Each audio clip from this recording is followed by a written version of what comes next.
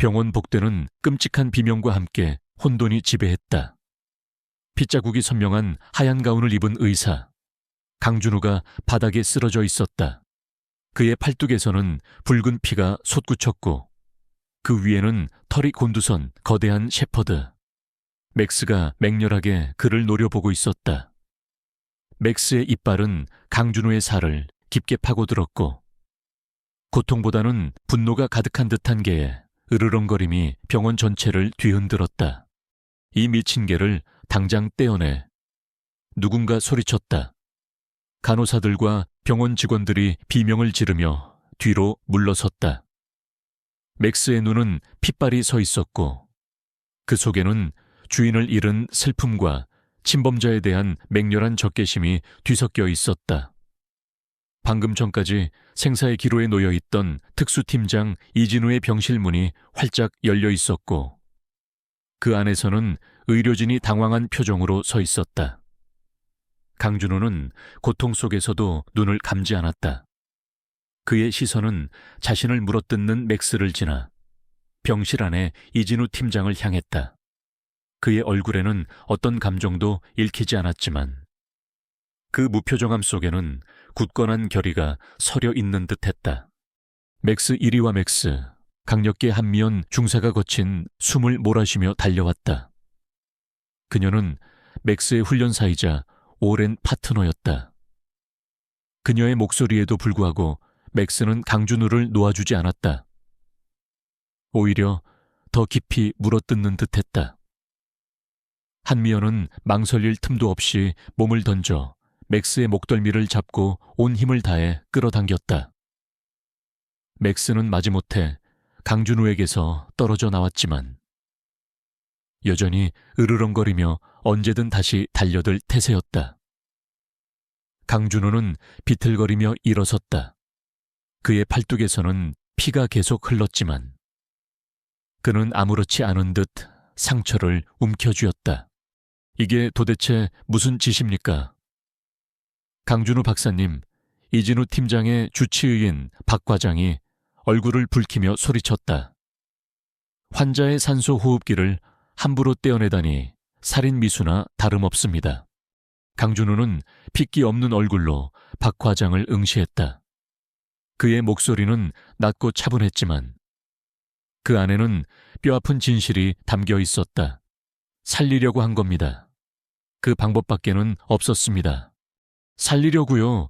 지금 그 말이 통할 것 같습니까? 온 병원이 다 봤습니다. 팀장님은 이미 심정지 상태였고 호흡기를 떼는 그건 그냥 죽으라는 겁니다. 박 과장은 분노에 차서 말을 이었다. 병원 내에서는 웅성거림이 커졌다. 수십 개의 시선이 강준우에게 집중되었다. 비난과 의심 그리고 이해할 수 없다는 표정들이 그의 얼굴을 향했다. 한미연은 맥스를 진정시키려 애쓰면서도 강준우를 유심히 바라보았다. 그녀는 강준우를 잘 알지 못했다. 그저 이진우 팀장이 입원한 이래로 그를 담당하는 신경외과 의사라는 것만 알 뿐이었다. 하지만 그의 눈빛은 흔들림이 없었다. 마치 자신이 무슨 짓을 했는지 정확히 알고 있으며 후회도 미련도 없는 사람 같았다. 맥스의 맹렬한 공격에도 불구하고 그의 표정은 시종일관 침착했다. 이성적인 인간의 행동이라고는 볼 수 없는 잔인한 처사였음에도 불구하고 그의 눈빛은 오히려 무언가를 애원하는 듯한 섬세함을 띠고 있었다. 이진우 팀장은 몇 시간 전 임무 수행 중 폭발 사고로 의식불명 상태에 빠져 병원으로 실려왔다. 온몸에 심각한 화상을 입었고 폐도 손상되어 산소 호흡기에 의존하고 있었다. 희망이 거의 없다고 했지만 그의 동료들은 마지막 희망을 놓지 않았다. 그런데 지금 강준우 박사가 그 마지막 희망을 스스로 끊어버린 것이었다. 팀장님은 지금 어떠십니까? 한미연이 겨우 입을 열었다. 그녀의 목소리는 떨렸다. 박 과장은 한숨을 쉬며 고개를 저었다. 최선을 다하고 있지만 이미 늦었습니다. 맥스의 공격 때문에 수술이 지연된 것도 크고 박사님 행동 때문에 상태가 더 악화되었습니다. 그 말에 병원 복도에 있던 사람들의 분노가 다시 터져나왔다. 살인자, 미친 의사, 욕설이 난무했다. 강준호는 그 모든 비난을 묵묵히 받아들였다. 그의 시선은 여전히 이진우 팀장의 병실에 머물러 있었다. 마치 그 안에서 무슨 일이 일어나고 있는지 그 누구보다 정확히 알고 있는 사람처럼. 경찰이 도착하고 강준호는 곧바로 체포되었다. 그는 아무런 저항도 하지 않았다. 오히려 순순히 수갑을 내밀었다. 그의 얼굴은 피로 얼룩져 있었지만 눈빛만은 형형하게 빛났다. 맥스는 경찰에 의해 격리되었지만 끌려가는 순간에도 강준호를 향해 맹렬하게 으르렁거렸다. 그 개의 눈빛은 마치 네가 한 짓을 지켜볼 것이다 라고 말하는 듯 했다. 강준호가 경찰차에 오르기 직전 그는 한미연을 돌아보았다. 맥스를 믿으십시오. 그가 낮게 중얼거렸다. 맥스는 언제나 옳았습니다. 한미연은 그의 말을 이해할 수 없었다. 맥스는 지금 강준호를 물어뜯고 이진우 팀장을 죽음으로 몰아넣은 장본인에게 분노를 표출하고 있었다.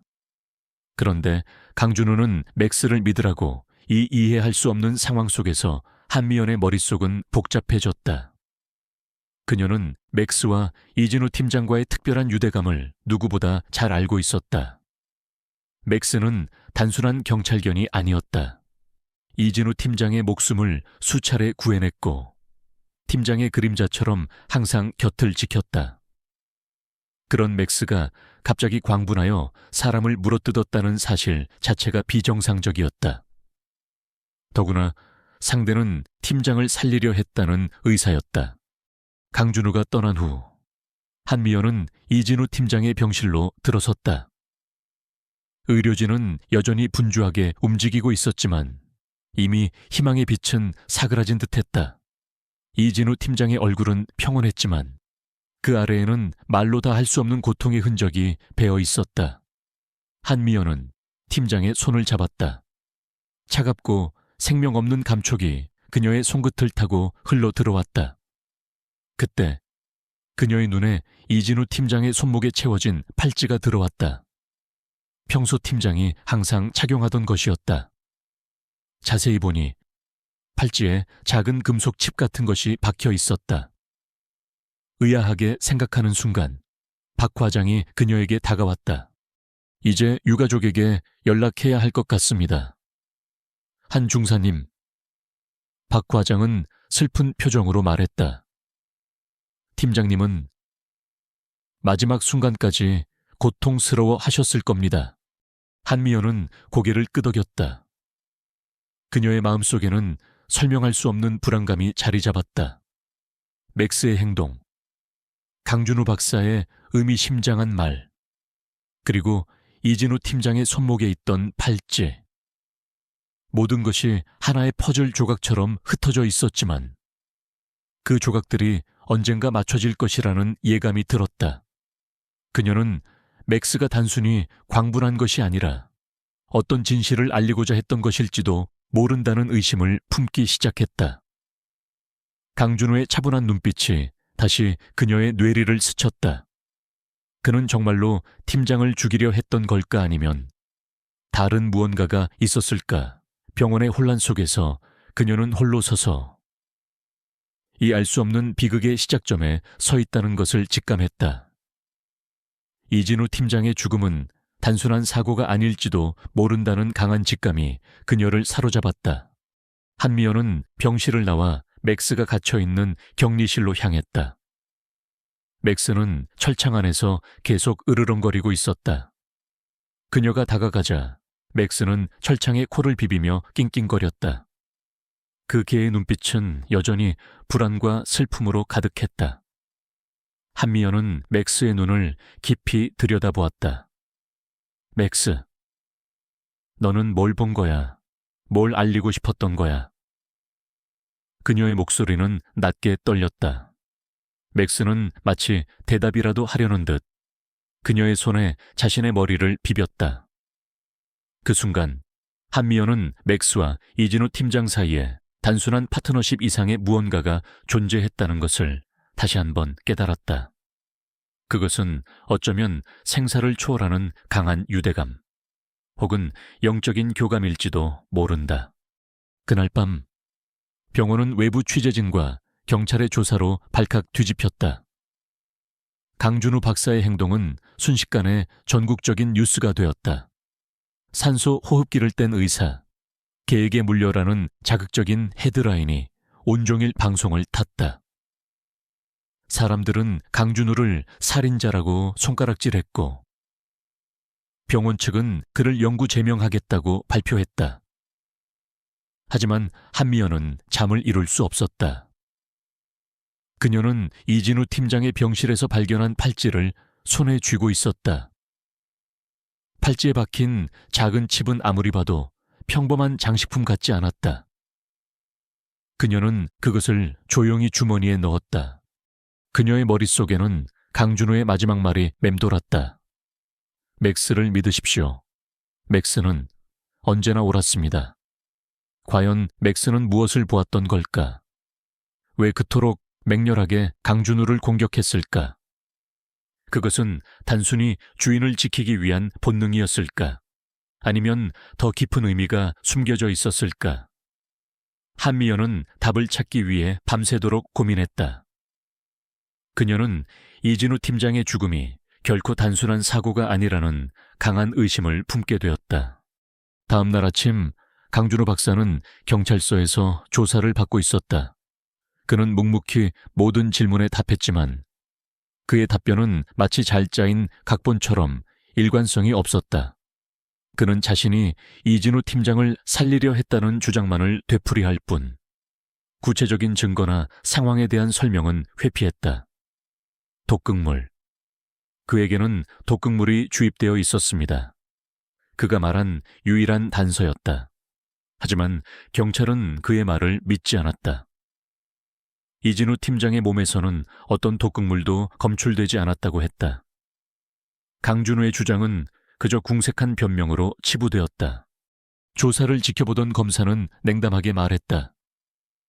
강 박사님, 의사로서 기본적인 윤리마저 저버린 당신의 행동을 이해할 수 없습니다. 이진우 팀장은 당신의 손에 죽었습니다. 맥스가 당신을 공격한 건 어쩌면 당연한 본능이었겠죠. 강준우는 아무런 반응도 보이지 않았다. 그의 얼굴은 여전히 감정 없는 가면을 쓰고 있었다. 그러나 그의 눈빛 속에는 깊은 고독과 함께 세상을 향한 알 수 없는 분노가 서려 있었다. 그의 과거는 아무도 알지 못했다.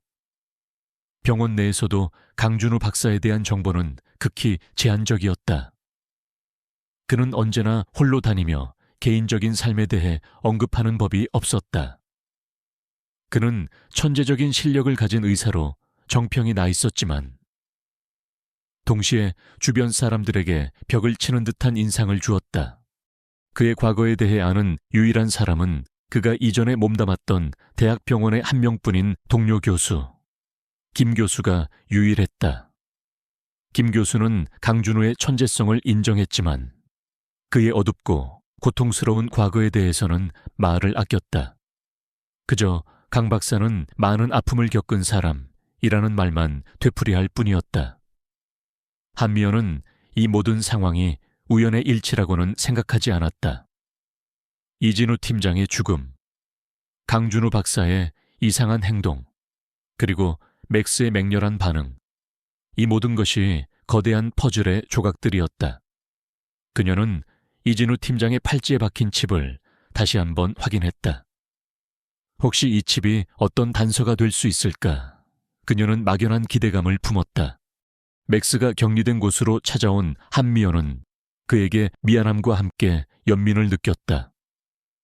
맥스는 이진우 팀장이 죽은 후 단 한 번도 식사를 하지 않았다. 슬픔과 분노가 뒤섞인 듯한 맥스의 눈빛은 한미연의 마음을 아프게 했다. 맥스, 너도 힘들지. 내가 꼭 진실을 밝혀낼게. 한미연은 철창 너머로 맥스의 머리를 쓰다듬었다. 맥스는 그녀의 손길에 기대어 몸을 맡겼다. 그 순간 맥스의 털 사이에서 작은 쪽지 하나가 떨어졌다. 한미연은 깜짝 놀라 쪽지를 집어들었다. 그것은 이진우 팀장의 글씨로 쓰여 있었다. 내용은 짧고 간결했지만 충격적이었다. 그들은 나를 죽이려 한다. 나의 죽음은 사고가 아니다. 맥스에게 모든 것을 알려주었다. 이 칩이 증거다. 한미연의 심장이 쿵 내려앉았다. 이진우 팀장은 자신의 죽음을 예견했던 것이다. 그리고 맥스에게 모든 진실을 맡겼다. 강준호의 말이 이제야 이해가 되기 시작했다. 맥스는 단순히 감정적인 반응을 보인 것이 아니라 이진우 팀장이 남긴 메시지를 전달하려 했던 것이다. 그리고 강준호는 그 진실을 알고 있었던 것일까? 강준호는 차가운 취조실 의자에 앉아 있었다. 그의 눈은 붉게 충혈되어 있었지만 미동도 없이 정면을 응시했다. 형사의 질문들이 쏟아졌지만 그는 단 한마디도 흔들림 없이 나는 그를 살리려 했다는 대답만을 반복했다. 형사들은 그의 말이 변명에 불과하다고 생각하며 비웃었다. 그들의 눈에는 강준우가 냉혈한 살인자로 비쳤을 뿐이었다. 강준우 씨, 당신의 행동은 명백한 의료법 위반이자 살인 미수입니다. 이진우 팀장님의 몸에서는 어떤 독극물도 발견되지 않았습니다. 당신의 주장은 터무니없습니다. 강력계 팀장이 싸늘하게 말했다. 강준호는 천천히 고개를 들었다. 그의 시선은 팀장의 눈을 똑바로 응시했다. 지금은 발견되지 않겠죠. 하지만 분명히 독이 있었습니다. 특수 제조된 신경독입니다. 일정 시간이 지나면 흔적 없이 사라지도록 설계된. 형사들은 어이없다는 듯 서로를 바라보았다.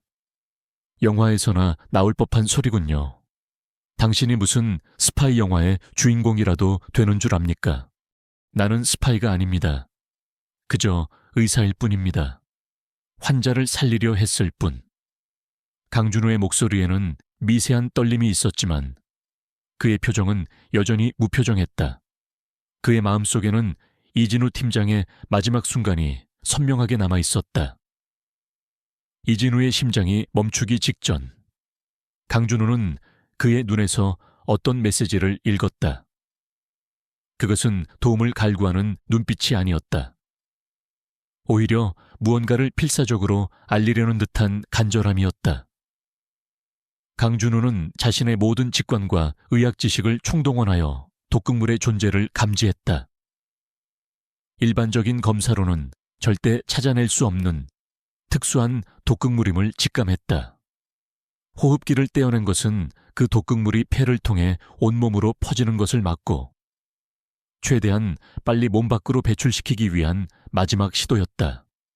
하지만 맥스의 공격과 의료진의 방해로 그 시도는 좌절되고 말았다. 그 시각 한미연은 격리된 맥스의 털 속에서 발견한 쪽지를 꽉 쥐고 경찰서를 나섰다. 그녀의 심장은 흥분과 혼란으로 요동쳤다. 그들은 나를 죽이려 한다. 나의 죽음은 사고가 아니다. 맥스에게 모든 것을 알려주었다. 이 칩이 증거다. 이진우 팀장의 필적이었다. 이것은 단순한 메모가 아니었다. 죽기 직전 팀장이 남긴 유언이자 자신에게 향하는 경고였다. 한미연은 곧바로 이진우 팀장의 유품을 보관하고 있는 창고로 향했다. 그곳에서 그녀는 이진우 팀장의 개인 소지품들을 꼼꼼히 살폈다. 팔찌, 시계, 지갑, 모든 것이 평범해 보였다. 하지만 그녀의 시선은 다시 팔찌에 박힌 작은 칩에 꽂혔다. 손톱으로 긁어보니 칩이 의외로 쉽게 떨어져 나왔다. 그녀는 칩을 손바닥에 올려놓고 자세히 들여다보았다. 너무나 작아서 육안으로는 잘 식별되지 않는 미세한 회로들이 칩 표면에 새겨져 있었다. 일반적인 장식품에 이런 정교한 전자부품이 박혀 있을 리 없었다. 이것은 분명 팀장이 언급한 증거임에 틀림없었다. 한미연은 서둘러 정보분석가인 박 경장에게 칩을 가져갔다. 이거 분석 좀 해줘. 이진우 팀장님 유품에서 나온 거야. 박 경장은 칩을 받아들고 고개를 갸웃거렸다. 이게 뭔데요? 그냥 장식품 같은데. 아니야, 뭔가 있어. 팀장님이 죽기 전에 이걸 증거라고 했어. 한미연은 다급하게 말했다. 박 경장은 특수장비를 사용하여 칩을 스캔하기 시작했다. 잠시 후 그의 얼굴에서 미세한 동요가 일었다. 중사님, 이거 평범한 칩이 아닌데요. 내부에 암호화된 데이터가 저장되어 있습니다. 뭐라고 그럼 풀어낼 수 있어. 한미연의 눈이 커졌다. 시도해 봐야겠지만 보안이 엄청 강력합니다. 아마 군사용 등급일 수도 있어요. 박 경장은 땀을 흘리며 말했다. 한편 강준호에 대한 병원의 비난은 거세졌다. 그의 의사 면허를 박탈해야 한다는 청원까지 올라왔다. 언론은 그를 괴짜 의사, 정신병자로 몰아갔다. 강준호의 과거를 아는 김 교수는 홀로 강준호를 믿었다. 그는 강준호가 한때 의학계의 기적이라고 불렸던 천재였음을 알고 있었다. 강준호의 여동생, 강은하의 죽음은 그에게 씻을 수 없는 상처를 남겼다. 은하는 불치병을 앓고 있었고 강준호는 그녀를 살리기 위해 모든 것을 바쳤다.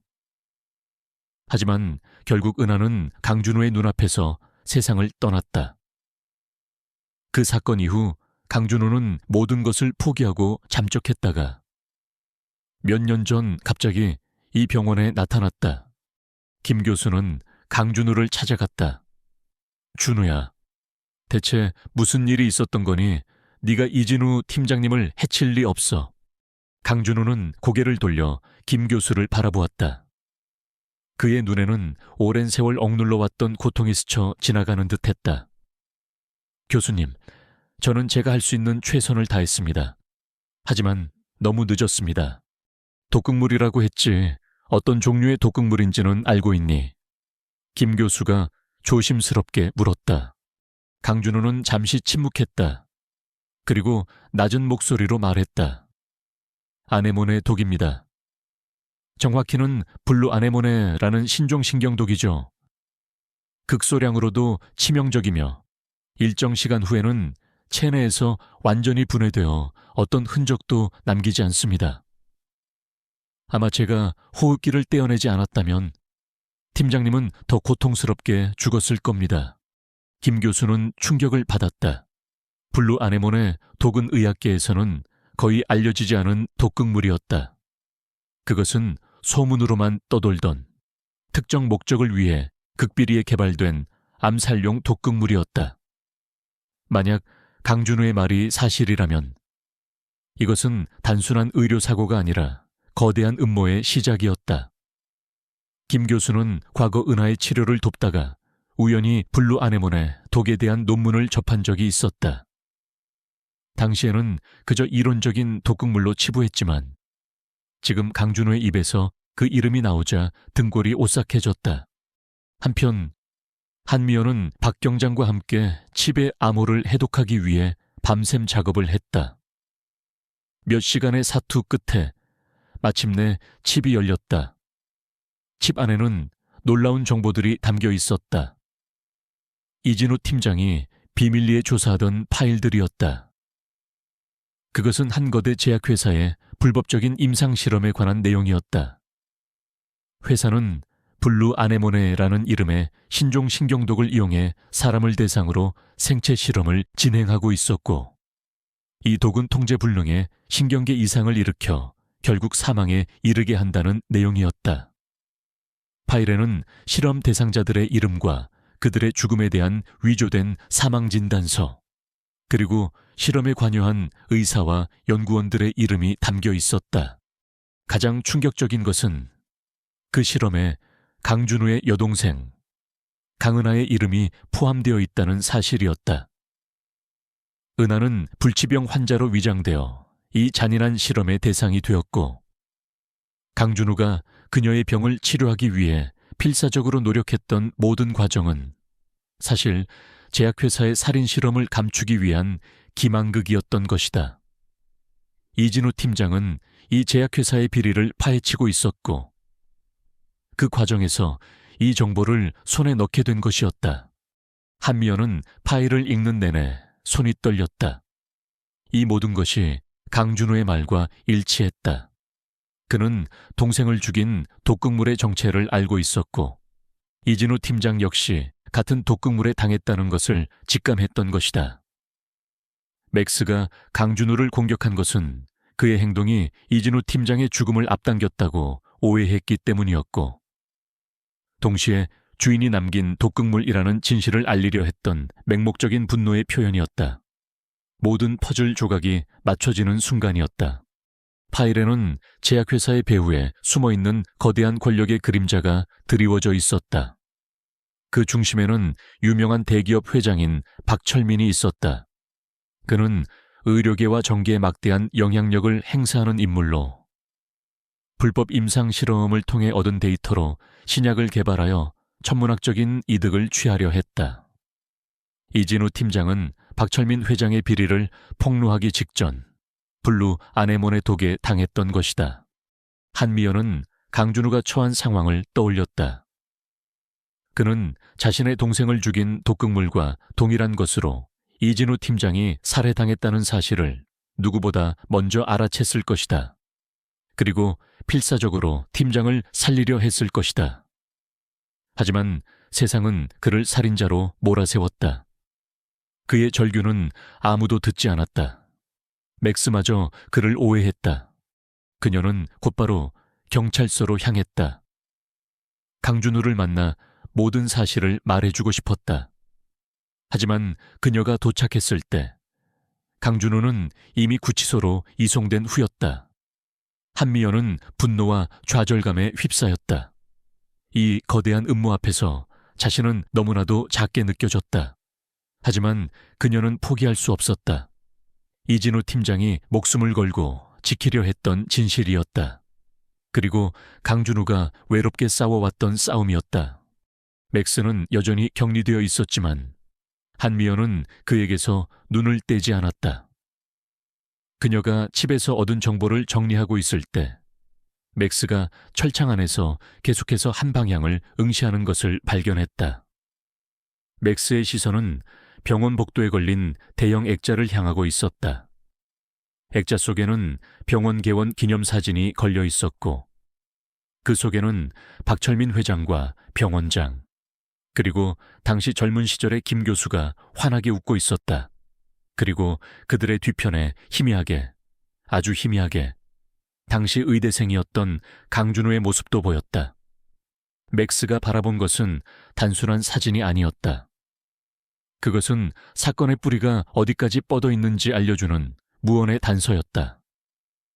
맥스는 처음부터 모든 것을 알고 있었던 것이다. 이진우 팀장이 맥스에게 모든 것을 알려주었다는 말이 뼈아프게 다가왔다. 이 충격적인 사실을 알게 되면서 한미연은 비로소 모든 상황이 유기적으로 연결되어 있다는 것을 깨달았다. 그녀의 눈에 강한 결의가 스쳤다. 강준우가 구치소 독방에 갇힌 지 사흘째. 그의 시간은 외부의 혼란과 완전히 분리된 채 흘러갔다. 언론은 그를 엽기적인 의사로 규정했고 그의 행동을 정신병적인 일탈로 몰아갔다. 하지만 그는 아무런 변명도 하지 않았다. 그저 차가운 벽에 등을 기댄 채 눈을 감고 과거의 파편들을 떠올릴 뿐이었다. 그의 머릿속에는 여동생 은하의 마지막 모습이 선명하게 아로새겨져 있었다. 오바, 나 괜찮아. 진짜 괜찮아. 은하는 늘 그렇게 말했다.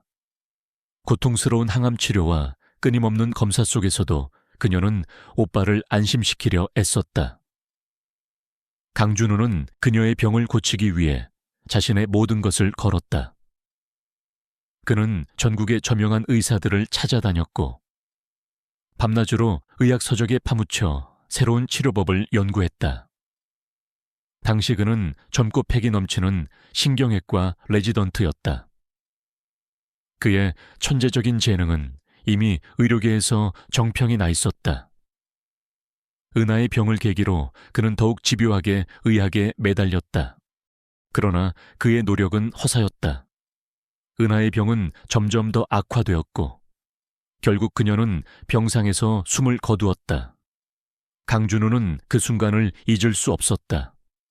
은하의 눈이 감기는 순간 그녀의 얼굴에는 알 수 없는 경련과 함께 푸른빛이 감돌았다. 그는 나중에야 그것이 블루 아네모네 독의 특징적인 증상임을 알게 되었다. 당시에는 단순한 합병증으로 치부되었던 증상들이 이제 와서 돌이켜보니 모든 것이 명확해졌다. 그의 여동생은 병으로 죽은 것이 아니었다. 살해당한 것이었다. 그때도 나는 아무것도 몰랐어. 강준우는 나직이 중얼거렸다. 자신을 믿어달라던 은하의 마지막 눈빛. 그것은 그에게 향한 원망이 아닌 진실을 알아달라는 간절한 호소였음을 이제야 깨달았다. 그는 은하의 죽음이 단순한 비극이 아니라 거대한 음모의 희생양이라는 사실을 알게 된 순간부터 복수를 다짐했다. 하지만 복수는 그의 것이 아니었다. 진실을 밝히는 것이 은하를 위한 마지막 돌이었다. 그는 모든 것을 내려놓고 은하를 죽인 독극물을 연구하기 시작했다. 그리고 몇 년 후 이진우 팀장이 병원에 실려왔을 때 그는 직감적으로 같은 독극물임을 알아챘던 것이다. 구치소 밖에선 한미연이 칩에서 얻은 정보들을 분석하며 분주하게 움직였다.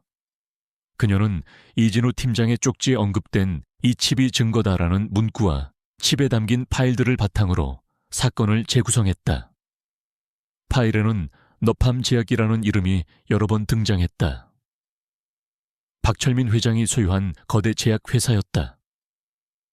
이 회사는 신약 개발을 명목으로 은밀하게 불법적인 생체 실험을 진행해왔고 그 실험에 사용된 것이 바로 블루 아네모네 독이었다.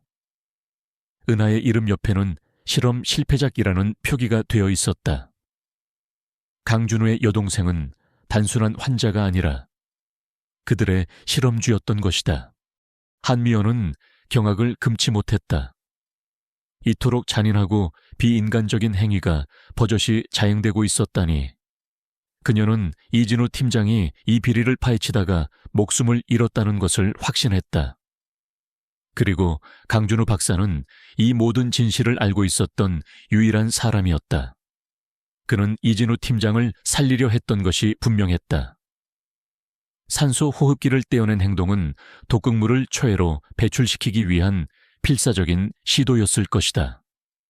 하지만 그의 행동은 오해를 샀고 결국 그를 살인자로 몰아세웠다. 맥스가 강준우를 공격한 것은 주인을 해친다는 오해 때문이었지만 그 안에는 주인이 죽기 전 남긴 독이라는 메시지를 전달하려는 본능적인 외침이 담겨 있었다. 한미연은 박 경장에게 너팜 제약의 최근 임상시험 목록과 관련된 모든 자료를 찾아달라고 지시했다. 박 경장은 며칠 밤낮으로 자료를 뒤졌고 마침내 충격적인 사실을 발견했다. 너팜 제약이 지난 몇 년간 진행한 임상시험 중 유독 사망률이 비정상적으로 높았던 특정 신약이 있었다. 그 신약은 신경계 질환 치료제로 위장되어 있었지만 실제로는 블루 아네모네 독의 해독제 개발을 위한 실험이었다. 즉, 그들은 독극물로 사람을 죽이고 그 독극물을 치료할 해독제를 개발한다며 다시 사람을 실험에 이용하는 이중적인 악행을 저지르고 있었다. 중사님, 이 신약의 임상시험 보고서가 너무 조작이 심합니다. 정상적인 임상시험이라고 볼 수 없어요. 사망 원인도 전부 지병 악화로 위장되어 있습니다. 박 경장은 지친 얼굴로 말했다. 한미연은 보고서 속에서 익숙한 이름을 발견했다. 김태훈 교수, 강준호의 은사였던 김 교수였다. 그는 과거 강준호의 동생, 은하의 치료를 돕기도 했던 인물이었다. 김 교수는 은하의 죽음 이후 강준호에게 조용히 복귀를 권유하며 그가 병원에 자리 잡는 것을 도왔다. 한미연은 김 교수가 이 비리에 연루되어 있을 거라고는 상상조차 하지 못했다. 하지만 보고서에는 김 교수의 서명이 선명하게 남아 있었다. 그는 너팜제약의 임상시험에 자문위원으로 참여하고 있었다. 김 교수님이 한미연은 믿을 수 없다는 표정을 지었다. 김 교수는 의료계에서 존경받는 인물이었다. 그런 그가 이런 비인간적인 실험에 가담했다는 것은 쉽게 납득하기 어려웠다. 그녀는 곧바로 김 교수를 찾아갔다. 김 교수는 한미연의 방문에 당황한 기색이 역력했다. 한미연은 이진우 팀장의 팔찌에서 나온 칩과 그 안의 파일들을 김 교수에게 내밀었다. 김 교수의 얼굴은 점점 창백해졌다. 교수님, 이 모든 게 사실입니까? 은하 씨도 이 실험의 희생자였습니까? 한미연이 침착하지만 단호하게 물었다. 김 교수는 고개를 떨구었다. 그의 목소리는 죄책감으로 갈라져 나왔다. 미안하다. 미연아. 정말 미안하다. 난 그저 은하를 살리고 싶었을 뿐이었어. 김 교수는 눈물을 흘리며 과거를 털어놓았다. 은하의 병은 워낙 희귀해서 치료법이 전무했다. 절망하던 강준우와 그를 지켜보던 김 교수에게 박철민 회장은 한 가지 제안을 했다. 너팜제약에서 개발 중인 신약을 은하에게 투여하는 임상실험에 참여하면 모든 치료비를 지원하고 최선을 다해 은하를 살려주겠다는 것이었다. 당시에는 그 신약이 블루 아네몬의 독을 이용한 것이라는 사실을 몰랐다고 김 교수는 주장했다. 그저 희망의 끈이라도 잡고 싶었던 절박한 심정이었다고 했다. 난 정말 은하를 살릴 수 있을 줄 알았어. 하지만 그들은 은하를 살리려는 게 아니었어. 그들은 은하를 실험 대상으로 삼았던 거야. 나를 포함한 다른 의사들도 그들의 기만에 놀아났던 거야. 김 교수는 흐느꼈다. 나는 뒤늦게 진실을 알고 모든 걸 밝히려 했지만 박철민 회장의 세력은 너무나 거대했어. 나도 위협을 받았고 결국 침묵할 수밖에 없었어. 은하가 죽은 후 강준우가 다시 나타났을 때 난 그가 이 모든 진실을 알게 될까봐 두려웠어. 그래서 그를 이 병원으로 데려왔고 그가 다시 의사의 길을 걷도록 도왔어. 그래야 그가 나를 의심하지 않을 거라 생각했어. 김 교수는 이진우 팀장이 너팜제약의 비리를 조사하고 있다는 사실을 뒤늦게 알았다고 했다. 이진우 팀장은 김 교수에게 접근하여 너팜제약의 자료를 요청했고 김 교수는 처음에는 두려움에 망설였지만 결국 양심의 가책을 이기지 못하고 일부 자료를 넘겨주었다. 그러나 이진우 팀장이 핵심적인 증거를 확보하자마자 박철민 회장의 손에 살해당하고 말았던 것이다. 이진우 팀장님은 독극물에 중독되기 직전 나에게 마지막으로 전화했어. 강준우에게 진실을 알려달라고. 그리고 맥스에게도 중요한 단서가 있다고 했어. 김 교수는 눈물을 닦으며 말했다. 한미연은 충격에 휩싸였다. 이 모든 비극의 시작에는 너팜제약과 박철민 회장이 있었다. 그리고 김 교수는 그들의 공범이자 동시에 희생자였다. 그녀는 강준우가 혼자 감당해야 했던 고통과 분노를 상상하며 가슴이 미어지는 듯했다. 그는 동생의 죽음에 대한 진실을 홀로 파헤쳐왔고 이제는 이진우 팀장의 죽음까지 뒤집어쓰게 된 것이었다. 교수님, 이제라도 늦지 않았습니다. 모든 것을 밝혀야 합니다. 강준우 박사를 구해야 합니다. 한미연은 김 교수의 손을 잡았다. 김 교수는 망설였다. 박철민 회장의 그림자는 너무나 거대했고 자신의 가족까지 위험에 빠뜨릴 수는 없었다.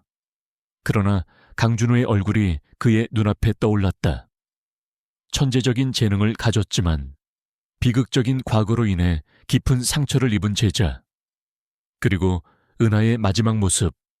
더 이상 침묵할 수는 없었다. 조하, 도와주마. 내가 아는 모든 것을 말해주지. 박철민의 불법적인 실험에 대한 증거와 관련된 모든 것을. 하지만 조심해야 한다. 박철민은 상상 이상으로 잔인하고 교활한 인간이다. 김 교수는 비장한 표정으로 말했다. 그날 밤 한미연은 김 교수로부터 너팜제약과 박철민 회장의 은밀한 비리에 대한 자세한 정보와 증거들을 넘겨받았다. 박철민 회장은 이미 수년 전부터 이 블루 아네몬의 독을 이용하여 자신의 정적들을 제거하고 불법적인 이득을 취해왔다는 사실도 알게 되었다. 그의 손에는 수많은 사람들의 피가 묻어 있었다. 그리고 이진우 팀장 역시 그 희생자 중 한 명이었던 것이다. 한미연은 모든 자료를 정리하며 복잡한 감정에 휩싸였다. 맥스의 맹렬한 공격, 강준우의 침착한 눈빛, 이진우 팀장의 마지막 쪽지, 그리고 김 교수의 고백, 모든 것이 하나의 거대한 그림을 완성하고 있었다. 강준우는 살인자가 아니었다. 그는 진실을 알고 있었기에 고독하게 싸워왔던 영웅이었다. 이제 그녀가 그를 도울 차례였다. 그녀는 맥스가 단순히 주인을 지키려 했던 것을 넘어 주인이 남긴 마지막 메시지를 전달하려 했던 충성스러운 동반자임을 다시 한번 깨달았다. 맥스는 모든 진실을 알고 있었고 강준우 역시 그 진실의 중심에 있었다. 한미연은 이제 홀로가 아니었다. 그녀에게는 맥스가 그리고 김 교수가 있었다. 거대한 음모에 맞서 싸울 준비가 된 것이다. 그녀는 강준우가 갇힌 구치소를 바라보며 반드시 그를 구해낼 것이라고 다짐했다. 강준우가 구치소에 갇힌 채 세상의 비난을 홀로 감당하고 있을 때 한미연은 김 교수로부터 얻은 결정적인 증거들을 바탕으로 진실을 파헤치기 시작했다. 그녀는 박 경장과 함께 너팜제약의 내부 고발자들을 비밀리에 접촉하고 이진우 팀장이 남긴 흔적들을 따라가며 박철민 회장의 잔혹한 음모를 하나하나 밝혀냈다. 이진우 팀장은 단순히 제약회사의 비리를 파헤치려 했던 것이 아니었다. 그는 박철민 회장이 이 독극물을 이용해 경찰 고위 간부들과 심지어는 정치인들까지 제거하려 했다는 사실을 알아냈던 것이다. 한미연은 먼저 이진우 팀장의 죽음을 담당했던 검사를 찾아갔다. 그녀는 칩에 담긴 파일과 김 교수의 증언을 토대로 박철민 회장의 비리를 폭로하려 했다. 하지만 검사는 그녀의 말을 믿으려 하지 않았다. 한 중사, 당신이 지금 뭘 하는지는 알고 있습니까? 이건 명예훼손에 가까운 일입니다. 박철민 회장은 대한민국 경제를 이끄는 거물입니다. 당신의 주장은 터무니없습니다. 태우무니없다고요. 이 파일들은 이진우 팀장님이 목숨을 걸고 찾아낸 증거들입니다. 그리고 강준우 박사님은 살인자가 아닙니다. 그는 팀장님을 살리려 했습니다. 한미연은 분노에 차서 말했다. 검사는 코웃음을 쳤다. 증거라. 이 파일들이 조작된 것일 수도 있지 않습니까? 그리고 강 박사는 이미 명백한 증거로 살인미수 혐의를 받고 있습니다. 걔한테 물렸다는 사실만으로도 그의 행동이 얼마나 비정상적인지 알 수 있습니다. 한미연은 좌절했지만 포기하지 않았다. 검사가 움직이지 않는다면 자신이 직접 움직여야 했다. 그녀는 강준우에게 접견을 신청했다. 구치소에서 마주 앉은 강준우는 여전히 담담한 표정이었다. 그의 얼굴에는 수염이 덥수룩하게 자라 있었지만 눈빛만은 날카롭게 빛났다. 한미연 중사님, 여기까지 오실 줄은 몰랐습니다. 강준우가 먼저 입을 열었다. 박사님, 모든 걸 알았습니다. 이진우 팀장님이 남긴 쪽지, 그리고 팔찌에 있던 칩 은하 씨의 일까지요. 한미연은 조심스럽게 말했다. 강준호의 눈빛이 흔들렸다. 은하의 이름이 나오자 그의 가면 같던 표정에 금이 가기 시작했다. 은하, 그렇군요. 결국 알게 되셨군요. 왜 아무 말도 하지 않았습니까?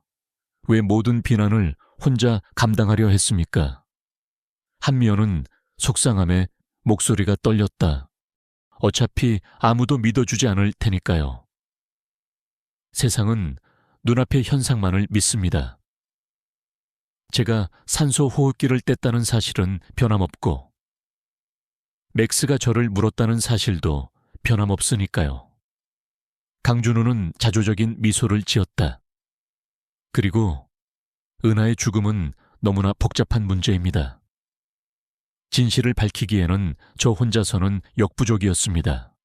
이제 혼자가 아닙니다. 제가 박사님을 돕겠습니다. 그리고 김 교수님도 도와주실 겁니다. 한미연은 단호하게 말했다. 강준호는 한미연을 유심히 바라보았다. 그의 눈에는 오랜만에 희미한 희망의 빛이 스치는 듯했다. 어떻게 이 모든 것을 알아내셨습니까? 맥스 덕분입니다. 맥스는 처음부터 박사님을 살인자로 생각하지 않았습니다. 그 걔는 팀장님이 죽기 전에 모든 걸 알려줬다고 했습니다. 그리고 박사님도 맥스를 믿으라고 하셨죠. 한미연은 맥스가 자신에게 주었던 단서들을 설명했다. 이진우 팀장의 쪽지, 그리고 맥스가 병원 사진 속 박철민 회장을 응시했던 일까지. 강준호는 맥스에 대한 이야기를 듣고 미소를 지었다. 그의 얼굴에 비로소 인간적인 감정이 드러났다. 맥스는 정말 특별한 개입니다. 팀장님은 맥스를 단순한 경찰견이 아니라 자신의 가족이자 영혼의 동반자처럼 생각했습니다. 맥스는 팀장님의 감정을 그대로 읽어내고 팀장님의 의지를 따르는 영리한 개입니다. 그는 맥스와 이진우 팀장의 특별한 유대 관계에 대해 이야기했다. 맥스는 이진우 팀장이 위험에 처할 때마다 그의 생명을 구했고, 심지어 팀장의 미세한 감정 변화까지 감지하는 능력이 있었다. 이진우 팀장은 맥스에게 복잡한 지시를 내릴 수 있었고, 맥스는 그것을 완벽하게 수행했다. 팀장이 죽기 직전 맥스에게 모든 것을 알려주었다는 말은 결코 과장이 아니었다. 그는 맥스에게 자신이 조사하던 내용의 핵심을 기억하고 중요한 단서들을 찾아내도록 훈련시켰던 것이다. 강준호는 한미연에게 블루 아네몬의 독의 치명적인 특성과 자신이 이진우 팀장을 살리기 위해 어떤 시도를 했는지 자세히 설명했다. 그 독은 신경계를 마비시키면서 동시에 폐 기능을 정지시킵니다. 저는 호흡기를 떼어내어 폐에 남아있던 독을 강제로 배출시키고 심장을 다시 뛰게 하려 했습니다. 성공했다면 팀장님은 살아날 수 있었을 겁니다. 하지만 맥스의 공격과 병원 의료진의 방해로 시간이 지체되었고 독이 온몸으로 퍼져버렸습니다. 한미연은 고통스러운 표정으로 강준호의 이야기를 들었다. 그는 단지 의사로서 환자를 살리려 했을 뿐인데 그 대가는 너무나 가혹했다. 그녀는 강준호에게 김 교수가 모든 것을 고백하고 협조하기로 했다는 사실을 알렸다. 강준호의 눈빛에 비로소 안도감이 스쳤다. 이제 박사님의 무고를 증명하고 박철민 회장의 만행을 세상에 알려야 합니다. 한미연은 결의의 찬목소리로 말했다. 그녀는 구치소를 나와 곧바로 김 교수를 만났다. 김 교수는 과거 자신이 너팜 제약의 임상실험에 자문위원으로 참여했던 모든 자료와 함께 박철민 회장이 자신을 협박했던 녹취 파일까지 넘겨주었다. 그는 너팜 제약의 불법적인 행위를 증언해줄 다른 내부 고발자들의 명단도 알려주었다. 그들은 김 교수와 마찬가지로 박철민 회장의 협박에 시달리며 침묵하고 있었다. 이 자료들이면 박철민 회장의 모든 죄를 밝힐 수 있을 겁니다. 김 교수는 자료를 넘기며 말했다. 그의 얼굴에는 죄책감과 동시에 해방감이 서려 있었다. 한미연은 이제부터가 진짜 싸움이라는 것을 직감했다. 박철민 회장은 막강한 권력과 재력을 가진 인물이었다. 그들은 쉽게 물러서지 않을 것이었다. 그녀는 맥스가 갇힌 곳으로 향했다. 맥스는 여전히 슬픔에 잠겨 있었지만 한미연이 다가오자 그녀의 손길에 몸을 기댔다. 한미연은 맥스에게 이진우 팀장의 쪽지와 칩을 보여주며 말했다. 맥스, 우리가 너의 주인이 남긴 진실을 밝혀낼 거야. 너의 도움이 필요해. 마치 그녀의 말을 이해라도 한 듯. 맥스는 그녀의 얼굴을 핥으며 낑낑거렸다. 그 개의 눈에는 다시 생기가 돌기 시작했다. 한미연은 맥스와 함께 싸울 준비를 마쳤다. 그녀는 경찰 내부의 정의로운 세력을 규합하고 언론에 이 사건을 알리기 위한 방법을 모색했다. 하지만 그녀의 움직임은 이미 박철민 회장의 감시망에 포착되고 있었다. 박철민은 자신의 비리가 드러날 조짐이 보이자 모든 수단과 방법을 동원하여 한미연과 김 교수 그리고 강준우를 제거하려 했다. 어느 날 밤 한미연은 자료를 정리하던 중 누군가 자신의 집 문을 두드리는 소리를 들었다. 인기척을 느낀 맥스가 맹렬하게 으르렁거렸다. 한미연은 문을 열지 않고 숨을 죽였다. 문 밖에서는 수상한 그림자들이 서성거리고 있었다. 박철민 회장이 보낸 사람들이 분명했다. 그녀는 모든 증거 자료를 안전한 곳에 숨기고 맥스와 함께 비상구로 몸을 피했다. 그녀의 심장은 두근거렸지만 두렵지 않았다. 오히려 박철민 회장의 잔혹한 음모를 반드시 밝혀내겠다는 결의를 다졌다. 맥스는 한미연의 옆에서 그녀를 보호하듯 으르렁거렸다. 이진우 팀장이 맥스에게 마지막까지 모든 것을 알려주었다는 말은 맥스가 단순한 증거의 전달자가 아니라 살아있는 증거이자 동반자임을 의미했다. 맥스는 위험을 감지하고 한미연을 이끌어 안전한 곳으로 피신시키는데 결정적인 역할을 했다. 그들의 앞에는 험난한 길이 펼쳐져 있었지만 한미연은 더 이상 혼자가 아니었다. 그녀에게는 진실을 향한 강한 의지와 주인을 위해 모든 것을 바치는 맥스의 무조건적인 충성심이 있었다. 이제 그들은 함께 거대한 암흑 세력에 맞서 싸워야 했다. 그들의 여정은 이제 막 시작된 것이었다. 한미연은 맥스와 함께 박철민 회장이 보낸 괴한들을 따돌리고 안전한 은신처로 몸을 피했다. 그녀가 숨어든 곳은 이진우 팀장이 비밀리에 사용하던 오피스텔이었다. 이곳은 팀장의 성격만큼이나 깔끔하게 정돈되어 있었지만 곳곳에는 그가 남긴 수많은 흔적들이 남아있었다. 벽 한쪽에는 박철민 회장과 너팜 제약 관련 인물들의 관계도가 복잡하게 얽혀 있었고 그 중심에는 블루 아네모네라는 글자가 선명하게 쓰여 있었다. 이진우 팀장은 이 거대한 음모를 혼자서 파헤치고 있었던 것이다. 팀장님, 이렇게 외롭게 싸우셨군요. 한미연은 벽에 붙은 사진들을 바라보며 나직이 중얼거렸다.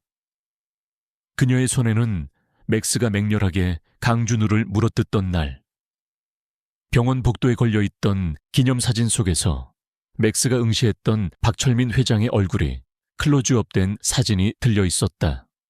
맥스는 처음부터 진실의 실마리를 쥐고 있었던 것이다. 그때 맥스가 갑자기 낑낑거리며 한미연의 발치에 놓인 이진우 팀장의 운동화 한 짝을 물어뜯기 시작했다. 맥스, 왜 그래 배고파? 한미연은 맥스를 달랬지만 맥스는 운동화를 놓지 않고 계속 긁어댔다. 마치 그 안에 무언가 숨겨져 있다는 듯이. 한미연은 의아한 마음에 운동화를 들어올렸다. 운동화 안창이 미세하게 들떠 있는 것을 발견했다. 그녀는 조심스럽게 안창을 떼어냈고 그 안에서 또 다른 USB를 발견했다. 이진우 팀장의 마지막 흔적이었다. USB 안에는 박철민 회장의 육성이 담긴 녹취 파일이 들어있었다. 박철민 회장이 직접 블루 아네몬의 독극물을 이용해 정적을 제거하고 그 과정을 너팜 제약의 임상 실험으로 위장하는 계획을 지시하는 내용이었다. 그리고 김 교수에게 이진우 팀장의 수사를 막으라고 지시하는 내용도 담겨 있었다. 이것은 이진우 팀장의 죽음이 명백한 살인이며 그 배후에 박철민 회장이 있다는 결정적인 증거였다. 이게 있었어. 한미연은 기쁨과 함께 분노의 치를 떨었다. 이제 더 이상 망설일 이유가 없었다. 그녀는 즉시 김 교수에게 연락하여 이 USB의 존재를 알렸다. 김 교수는 USB 파일 내용을 듣고 경악을 금치 못했다. 박철민, 저 악마 같은 자 기어이 이런 짓까지 저지르다니. 김 교수는 격분했다. 그는 자신이 직접 언론의 모든 것을 폭로하겠다고 나섰다. 한미연은 김 교수를 만류했다. 아닙니다. 교수님, 지금 교수님이 나서면 위험합니다. 이진우 팀장님은 이미 살해당했습니다. 저희가 더 안전하고 효과적인 방법을 찾아야 합니다. 그녀는 박 경장에게 연락하여 USB 파일의 내용을 전달하고 이 파일을 언론에 유출할 수 있는 안전한 방법을 모색해달라고 요청했다. 박 경장은 자신의 친분이 있는 탐사보도 전문 기자에게 파일을 넘겼다. 기자는 이진우 팀장이 남긴 자료와 김 교수의 증언, 그리고 USB 녹취 파일의 내용을 접하고 엄청난 특종임을 직감했다. 다음 날 아침, 대한민국은 충격에 휩싸였다. 너팜 제약, 불법 독극물 생체 실험 및 살인 은폐 의혹이라는 헤드라인이 모든 언론을 도배했다. 박철민 회장의 이름이 거론되었고 이진우 팀장의 죽음이 사고가 아닌 타살이라는 의혹이 제기되었다. 강준호 박사가 산소 호흡기를 뗀 행위 역시 이진우 팀장을 살리기 위한 필사적인 시도였을 가능성이 있다는 보도까지 나왔다. 국민들은 경악했고 여론은 삽시간에 박철민 회장과 너팜 제약에 대한 비난으로 들끓었다. 뉴스를 접한 박철민 회장은 분노에 휩싸였다. 그는 즉시 모든 언론 보도를 막고 이 사건을 조작된 가짜 뉴스로 몰아가려 했다. 하지만 이미 불붙은 여론은 쉽게 꺼지지 않았다. 국민들은 진실을 요구했고 경찰과 검찰은 더 이상 이 사건을 덮을 수 없게 되었다. 결국 이진우 팀장의 사망 사건은 재수사에 들어갔고 강준호 박사의 구속적 부심이 다시 열리게 되었다. 구치소 독방에 앉아있던 강준호는 교도관을 통해 뒤늦게 뉴스를 접했다. 그의 얼굴에는 오랜만에 희미한 미소가 떠올랐다. 결국 세상에 드러나는구나. 그는 자신을 믿어주고 싸워준 한미연과 김 교수에게 고마움을 느꼈다. 그리고 맥스는 그들의 영웅이었다. 재판이 열리는 날, 법정은 취재진과 시민들로 가득 찼다. 한미연은 증인으로 출석하여 이진우 팀장이 남긴 증거들과 김 교수의 증언을 바탕으로 박철민 회장의 만행을 낱낱이 폭로했다. 그녀는 이진우 팀장의 팔찌에서 발견된 칩의 데이터, 그리고 운동화에서 나온 USB 녹취 파일을 증거로 제시했다. 김 교수는 과거 자신이 너팜 제약의 불법 임상 실험에 연루되었던 사실을 고백하고 박철민 회장의 협박과 은하의 죽음에 대한 진실을 증언했다. 그의 용기 있는 고백은 법정을 숙연하게 만들었다. 피고인 강준호는 이진우 팀장을 살리려 했습니다. 그는 동생의 죽음을 통해 물루 아네몬의 독의 존재를 알고 있었고 팀장님이 같은 독에 중독된 것을 직감했습니다. 그의 행동은 살인이 아니라 의사로서 환자를 살리려는 마지막 몸부림이었습니다. 한미연의 목소리는 법정을 울렸다. 변호사는 강준호의 행동이 의료과실이 아니라 독극물 전문가로서의 직관에 따른 불가피한 선택이었음을 주장했다. 또한 맥스가 강준호를 공격한 것이 단순한 분노가 아닌 이진우 팀장이 남긴 메시지를 전달하려는 필사적인 시도였음을 강조했다. 이진우 팀장이 맥스에게 마지막까지 독의 존재와 이 칩이 증거다라는 사실을 훈련시켰다는 전문가의 증언도 이어졌다. 이 모든 증언과 증거에도 불구하고 박철민 회장은 여전히 자신의 죄를 부인했다. 그는 최고급 변호인단을 고용하여 모든 증거가 조작되었고 자신이 음모의 희생양이라고 주장했다. 그는 김 교수를 거짓 증언자로 몰아세웠고 한미연에게는 명예훼손으로 맞고소하겠다고 협박했다. 그때 법정 뒤편에서 웅성거림이 들렸다. 맥스가 법정에 등장한 것이다. 맥스는 한미연의 옆에 조용히 앉아 있었지만 그의 눈빛은 박철민 회장을 향해 날카롭게 빛났다. 판사는 맥스의 등장을 허락하지 않으려 했지만 한미연은 맥스가 이 사건의 핵심 증인임을 주장했다. 판사님, 이계는 단순한 동물이 아닙니다. 이진우 팀장님의 마지막 메시지를 전달한 살아있는 증인입니다. 한미연은 단호하게 말했다. 판사는 고심 끝에 맥스의 증인 채택을 허락했다. 물론 맥스가 직접 말을 할 수는 없었지만 그의 행동은 그 자체로 증언이 되었다. 한미연이 이진우 팀장의 혈액 샘플을 가져와 블루 아네모네 독에 흔적이 남아있는 미량의 용액을 떨어뜨리자 맥스는 격렬하게 짖기 시작했다. 그리고 박철민 회장을 향해 맹렬하게 으르렁거렸다.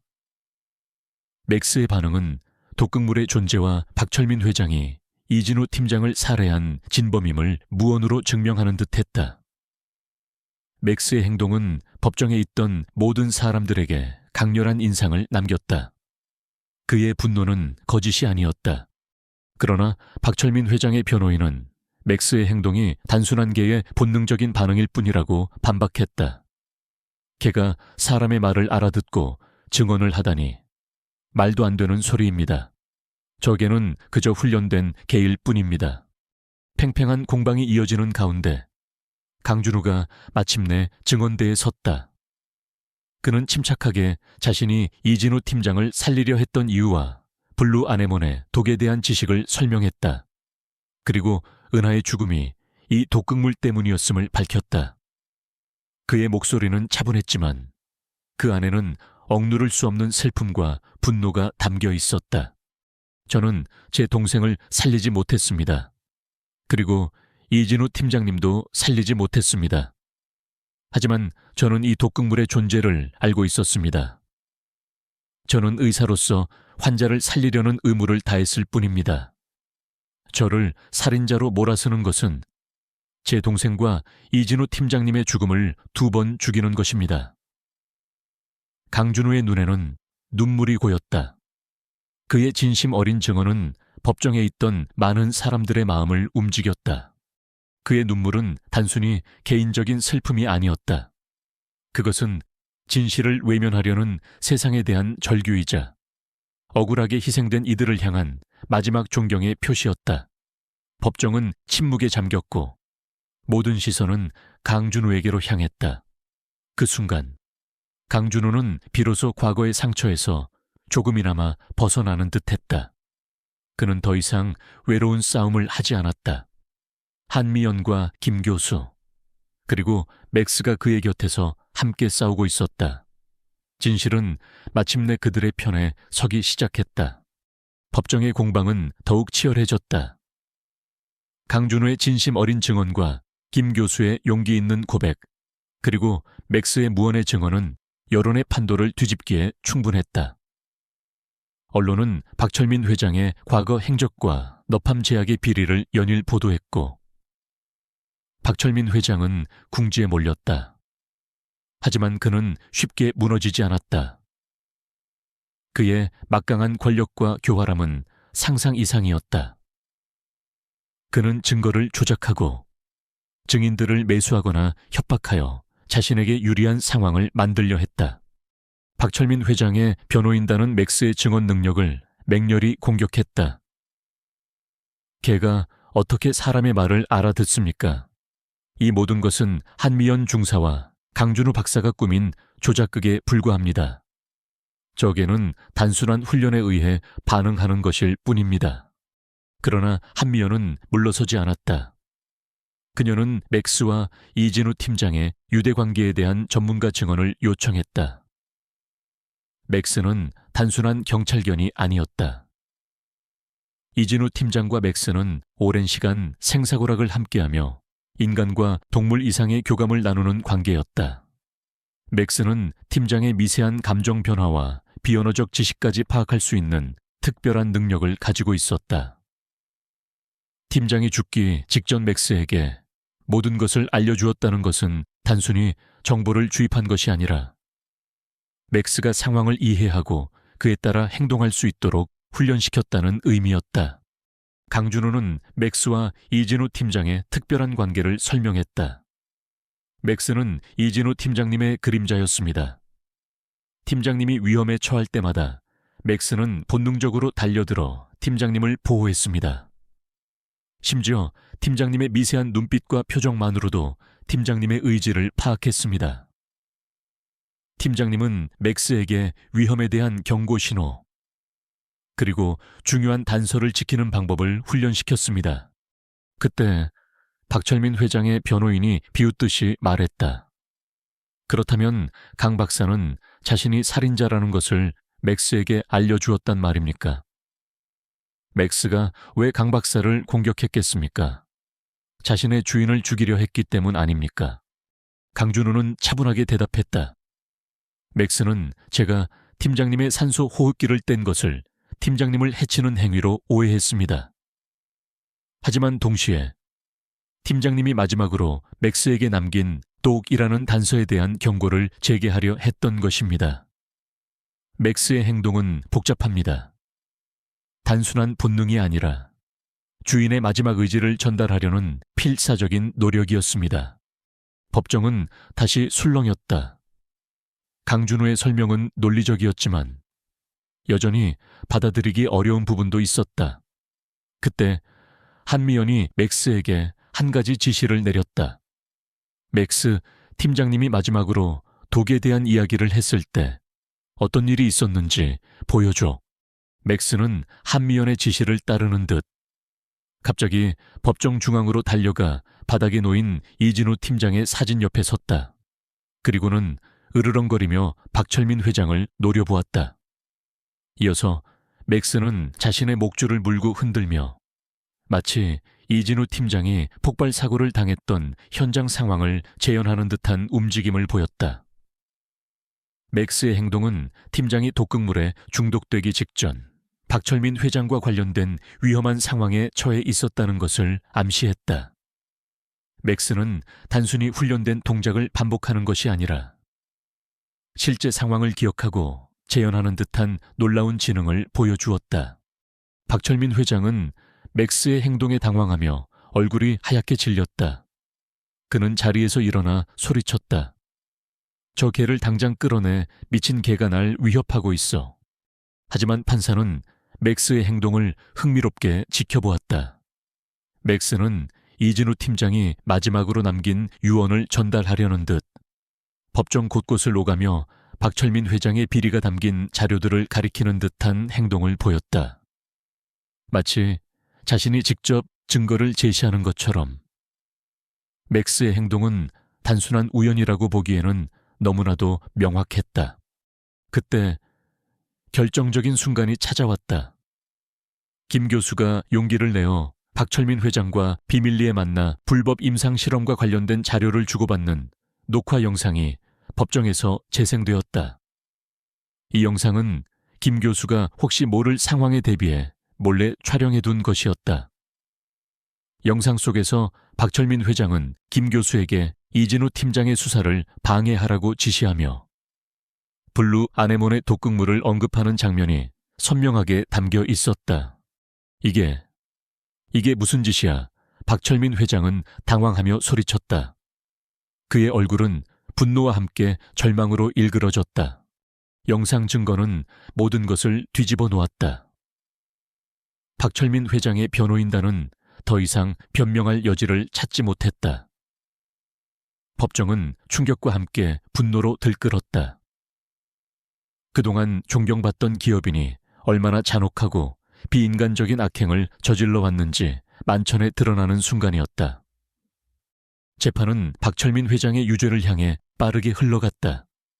이진우 팀장의 죽음은 단순한 사고가 아닌 계획적인 살인임이 명백해졌고 강준우 박사의 무고함 또한 증명되었다. 그는 모든 혐의를 벗고 자유의 몸이 되었다. 법정을 나서는 강준우의 얼굴에는 드디어 평온한 미소가 번졌다. 그의 옆에는 한미연이 그리고 맥스가 서 있었다. 맥스는 강준우의 다리에 머리를 비비며 낑낑거렸다. 마치 미안함과 함께 안도감을 표현하는 듯했다. 강준우는 맥스의 머리를 쓰다듬었다. 고마워. 맥스, 너 덕분에 진실이 밝혀졌어. 맥스는 강준우의 손길에 기대어 편안한 표정을 지었다. 그들은 함께 이진우 팀장의 마지막 의지를 지켜낸 것이었다. 재판이 끝난 후 박철민 회장은 구속되었고 너팜 제약은 불법 행위가 드러나면서 문을 닫았다. 수많은 피해자들이 뒤늦게나마 보상을 받게 되었고 블루 아네몬의 독극물의 존재와 그 위험성도 세상에 알려졌다. 하지만 모든 것이 완벽하게 끝난 것은 아니었다. 강준우는 여전히 동생 은하의 죽음에서 오는 깊은 상실감과 죄책감에 시달리고 있었다. 그는 비록 살인 누명을 벗었지만 자신이 은하를 지키지 못했다는 자책감은 그의 마음속 깊이 남아 있었다. 한미연은 그런 강준우의 옆을 묵묵히 지켰다. 그녀는 이진우 팀장의 빈자리를 채워야 할 의무감과 함께 강준우가 겪은 고통에 대한 연민을 느꼈다. 어느 날 저녁, 강준우는 맥스와 함께 은하의 묘지를 찾았다. 그는 묘비 앞에서 조용히 무릎을 꿇었다. 은하야, 오빠가 진실을 밝혔어. 이제 편히 쉴 수 있겠지. 그의 목소리는 떨렸지만 그 안에는 깊은 슬픔과 함께 해방감이 서려 있었다. 맥스는 강준우의 옆에 앉아 그의 어깨에 머리를 기댔다. 그 순간 강준우는 맥스가 단순히 주인을 잃은 개가 아니라 자신과 같은 아픔을 공유하는 존재임을 깨달았다. 맥스는 이진우 팀장을 잃었고 강준우는 은하를 잃었다. 그들은 서로의 상실감을 이해하고 위로해 줄 수 있는 유일한 존재들이었다. 강준우는 맥스를 끌어안았다. 우리 이제 같이 아픔을 이겨내자. 맥스는 강준우의 품에 안겨 가만히 있었다. 그들의 눈빛은 서로를 향한 깊은 유대감과 함께 어둠 속에서도 한 줄기 빛을 찾으려 하는 강한 의지를 담고 있었다. 그들은 이제 새로운 삶을 시작해야 했다. 진실은 밝혀졌지만 상처는 여전히 남아 있었다. 하지만 그들은 혼자가 아니었다. 함께라면 어떤 고통도 이겨낼 수 있을 것이라는 희망을 품고 그들은 그렇게 새로운 시작을 다짐했다. 진실은 밝혀졌지만 강준우의 삶은 한순간에 모든 것이 회복될 수는 없었다. 그는 의사로서의 명예를 되찾았고 박철민 회장은 법의 심판을 받게 되었지만 여동생 은하의 빈자리는 여전히 그의 가슴에 깊은 상처로 남아 있었다. 병원에서는 그의 복귀를 환영했지만 강준우는 당장 메스를 잡을 수 없었다. 그의 손은 은하의 마지막 모습과 이진우 팀장의 차가운 시신을 떠올릴 때마다 미세하게 떨렸다. 한미연은 강준우의 곁을 묵묵히 지켰다. 그녀는 이진우 팀장의 유품을 정리하며 그의 마지막 흔적들을 소중히 간직했다. 팀장이 없는 수사팀은 허전했지만 그녀는 팀장이 남긴 정의감을 이어받아 더욱 강인하게 변해갔다. 맥스는 이제 강준우와 한미연의 새로운 동반자가 되었다. 맥스는 여전히 이진우 팀장을 그리워했지만 강준우와 한미연에게서 새로운 안식처를 찾은 듯했다. 맥스는 강준우의 그림자처럼 그의 곁을 지켰고 그의 불안한 마음을 따뜻하게 위로해 주었다. 어느 날 한미연은 강준우를 찾아와 작은 상자 하나를 건넸다. 이진우 팀장님이 박사님께 남기신 겁니다. 상자 안에는 이진우 팀장이 직접 손으로 쓴 편지가 들어 있었다. 그리고 편지 아래에는 낡은 만년필이 놓여 있었다. 강 박사님께 이 편지가 박사님 손에 들어갔다면 제 수사는 성공했을 겁니다. 그리고 박사님의 무고함도 밝혀졌겠죠. 저는 이 모든 것을 맥스에게 맡겼습니다. 맥스는 저의 눈이자 귀였고 때로는 저의 마지막 희망이었습니다. 저는 박사님이 산소 호흡기를 뗀 것이 저를 살리기 위한 시도였음을 알고 있었습니다. 박사님의 눈빛에서 그것을 읽었습니다. 부디 저의 죽음을 슬퍼하기보다 그 진실을 밝히는데 힘써 주십시오. 그리고 박사님의 상처도 치유되기를 바랍니다. 언젠가 다시 의사로서 메스를 잡는 박사님의 모습을 볼 수 있기를 바랍니다. 이 만년필은 저의 것입니다. 제가 중요한 사건을 해결할 때마다 사용했던 것입니다. 이제 이 만년필로 박사님의 새로운 삶을 써 내려가십시오.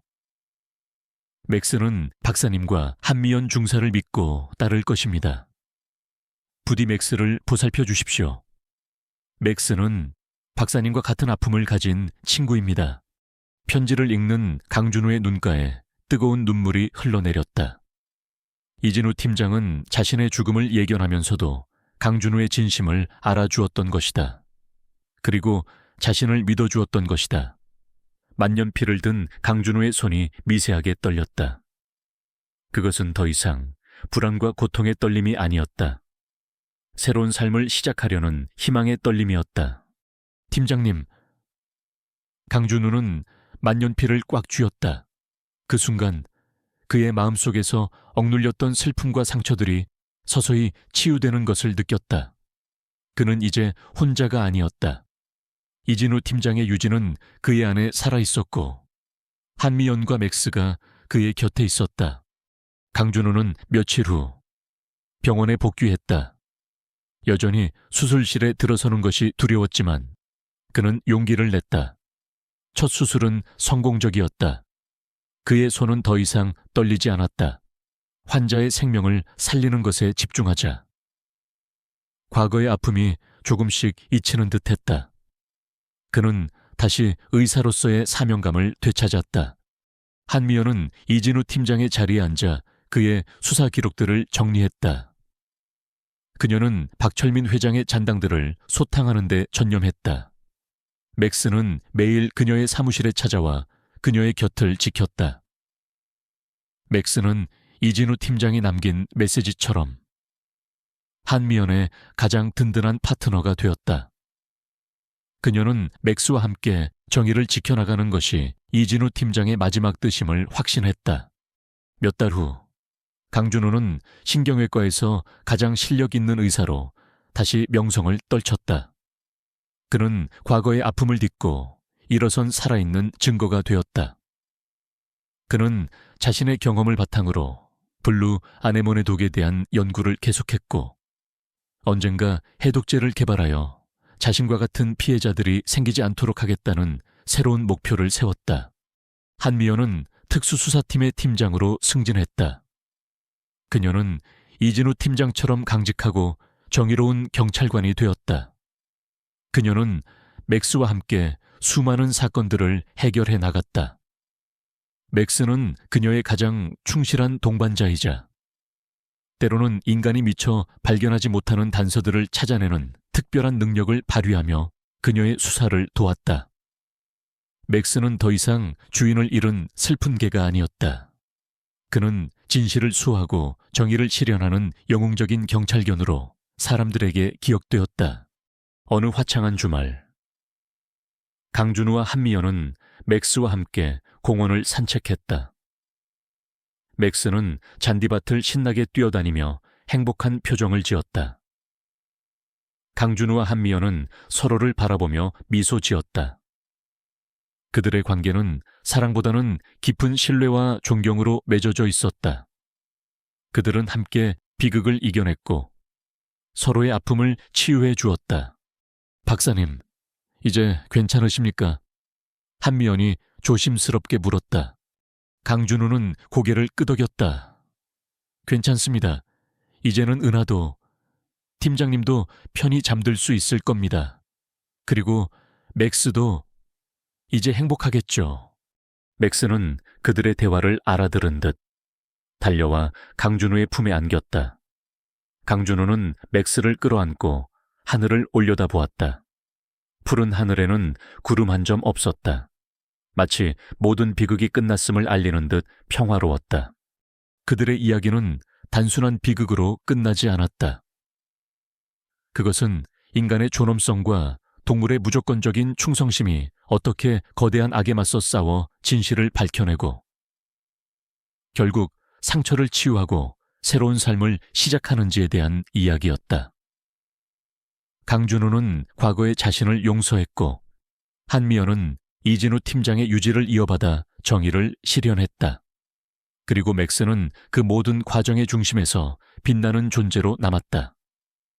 그들은 각자의 방식으로 아픔을 극복하고 서로에게 의지하며 더 나은 세상을 만들어 나갈 것이었다.